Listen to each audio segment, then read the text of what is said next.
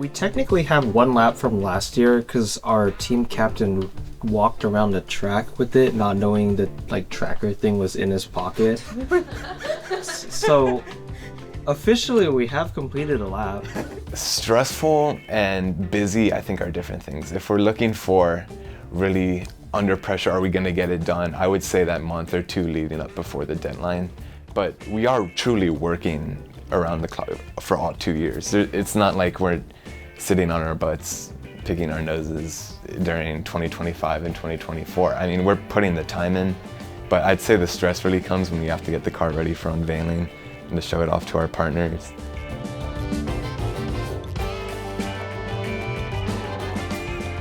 So today we're basically just trying to test to make sure that all of our modules are working efficiently and the place where we want them to work at. And then later on we'll be doing some testing with our maximum power point tracker to basically just collect some data points to fix up our algorithm.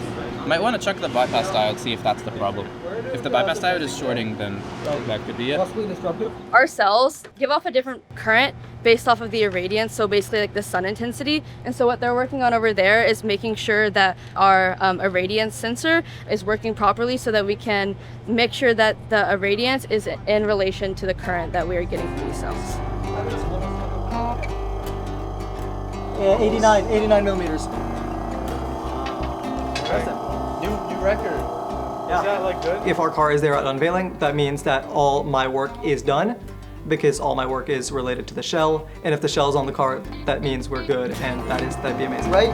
So it means it's good enough to be our belly band, right? Because like in our belly band, the max load we're gonna have is most of I think our driver weights are like between 115 and 130, right?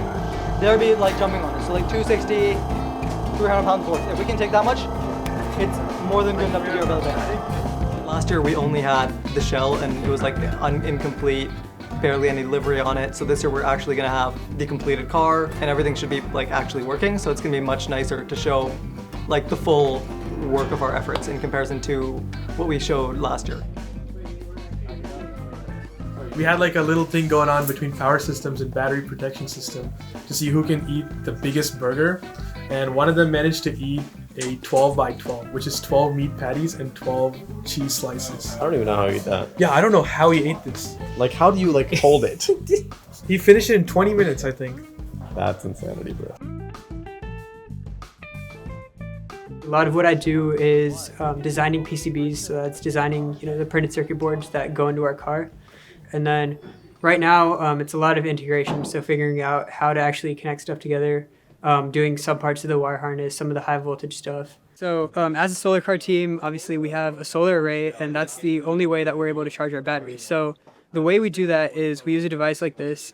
Basically, one side connects to the battery, one side connects to the solar array. And what it does is it takes in power from the array and converts it to a form that can charge our battery. This is like the export we get from Eplan. It's like a PDF file, and then we can literally just take that and like cut the wires according to it, and it accounts for twisting, it accounts for like sheathing, everything. So we know like exactly how to manufacture it.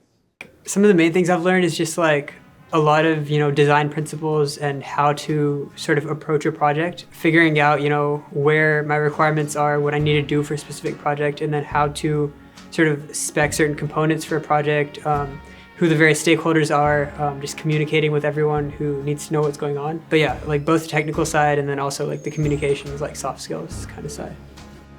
We're going to harness each enclosure together. So this is going to go on her whole like network of wire harness throughout the car, right? That's basically just going to be all the wires that run, from the front of the car to the back of the car on the frame, sort of connecting all these enclosures together.